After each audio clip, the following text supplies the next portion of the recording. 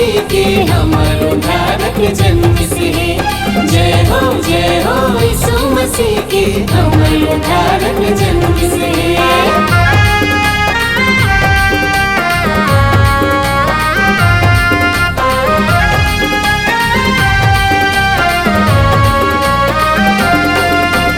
जन्मे ही जग के पालनहारा,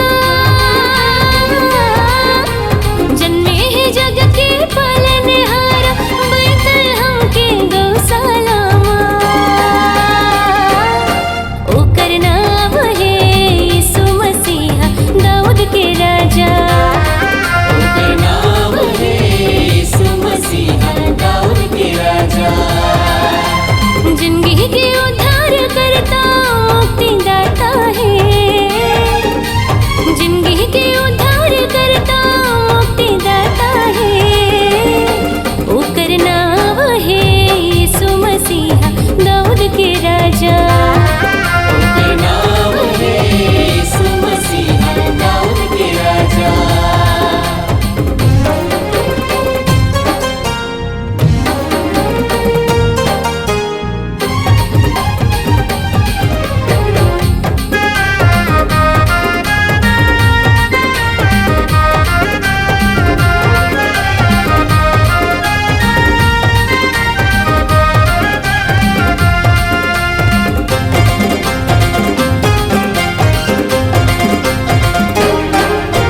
बैतलहम की गौशाला माँ चमकिस नवा प्रकाश है, चमकिस नवा प्रकाश है, चमकिस नवा प्रकाश है। जन्म से हमर उद्धारक यीशु लेके दया प्रेम आस है।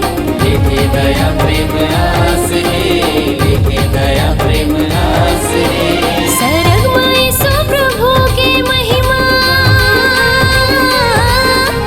सरग में यीशु प्रभु के महिमा, जग में यीशु के बखान है। ओकर नाम है यीशु मसीहा दाऊद के राजा। ओकर नाम है यीशु मसीहा दाऊद के राजा।